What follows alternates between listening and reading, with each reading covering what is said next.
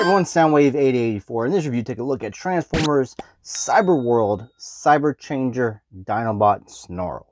Now, this is the only one I got out of the Cyber Changers. One of my targets had most of them, and he looked like the best one. Him and Megatron, to me, looked like two of the best that were on the pegs there, and Skybite. But I was like, well, I'm just going to get one, because these are made for little kids. They're quick changing Transformers. They transform in 4 steps. Very simplistic. They are pretty much about the new kind of core class. They're about core class size. Probably not as much articulation going on here. But here's the packaging. You can see here we got Dinobot Snarl. 4 steps. There's also a Galvatron, a Skybite. There's Optimus Prime, Megatron, and a Bumblebee. They did not have Galvatron. They did not have Bumblebee.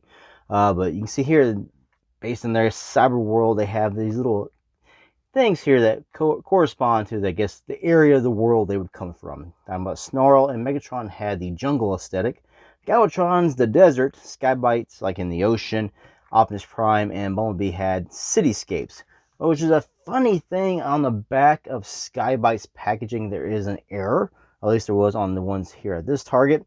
It showed Megatron, Optimus Prime, they had their little things reversed. And Megatron had the city thing. And then Optimus Prime had the jungle. So that was the mistake there, but it's pretty funny. But you see here, Skybite, he looks pretty cool. I really like the look of his alt mode. But his robot mode, he is very hollow on the arms, if that will really bug people. But again, these are pretty much made for kids. You can see this is the kids line. There's no plastic. These are open. People can get to them, tear them out if they want to. The weapons are tied in right down here. So this is made for kids to look at a toy, touch it, and go, ooh, I want that. Closer look at the packaging. I do like the art style here on the person on the robot modes. I love the cell shaded look and everything going there. Saw Snarl. I was like, man, he looks pretty cool. He also is like a junkie on. He's got different kind of parts. Thighs are different. Each shoulder pad is different. This color scheme is very junkie on like.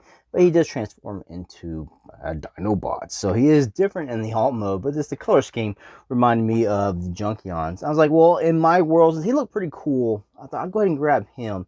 He doesn't have to be Snarl on my shelf. He can be a totally new Transformer. A new character I can just make up because it's my cyber world and I will live in it. But he's just strapped in here. So we're going to cut him out and just take a look at this figure. All right, there is an instruction booklet. It's just behind the cardboard here. So after you clip them out, just pull this up, and you'll find the instructions right behind that. Here are your handy dandy instructions. Very simplistic. Like I said, open it up. 4 steps is going to get you there. Shows you how to peg the tail into the hand. Ages 6+ is on the figure. Snarl. Here he is. He looks pretty cool. I like the head sculpt on the guy. He's got big, like, animated eyes and stuff, so I think that looks pretty cool. Just get to actually focus on his eyes there, his face. He's got some spikes, yellow paint, a little bit of Dinobot head there. Go down, nice browns, grays. Yeah, I just think he looks cool. Articulation is where he's really going to fall down. You got ball jointed shoulders, so you go out here. You can turn them all the way around. There's no waist. You have ball jointed hips. Don't get a full split. You do get a good kick forward. Kick back, not so far. Knees, you do have them for transformation. They do lock in right here. But you can do that. I mean, so they get a full bend here. Because of transformation. There's no elbows. There's no bicep swivels. There's no wrist swivels. There's no head swivels. The head is fixed in one way. You're not going to be able to turn it either. It's part of the actual transformation part here. So it'll come up. It connects to the head. So you're not going to get very much articulation out of this figure. Tail, it becomes the weapon. Put the spikes facing down. Put it in his hand. And there you go. And he's pretty cool. So looking at the figure, you can see he is decently hollow and waffly, especially here in this inner forms, inner thighs. And you turn to the back side, back of the legs, which are in transformation to the beast mode, the Dynamite mode. They're going to fold up. You're not really going to see them. And a little bit of hollowness there on his butt and then to the back. Not so bad there. And the back of the head. But I do like it.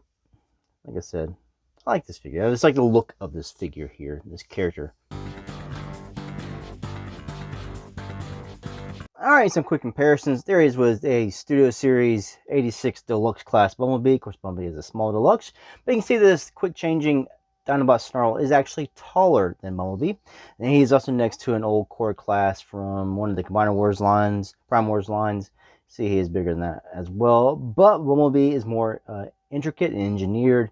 And the other core class figure also has more articulation. They're also less hollow than this Dinobot Snarl. He's more of a gimmick figure, you can say. Alright, so transformation. Just remove the tail. So you want to take him by the Dinobot head, and you're actually going to pull him forward. As you do that, raise these up. And you pull the head forward, it kind of comes down here. You can see the part here and how it's going to come down. And you'll just want to make that flush here. Take him by the legs, they're going to fold up. There's these little tabs here. I'm going little slots back here. And you can see it just untabs from the knee. And that'll become the front of the foot in Dinobot mode. You can see the feet have this little piece. This goes right inside of that. Do that. Take his tail, spikes up, right there in the butthole. Ooh! Arms, see the little round openness, little pegs. We'll peg that in. Locks the arms. The hands are going to be visible, but they do have sort of like a little foot from the side. You can see here. So that is his beast mode. Very simple.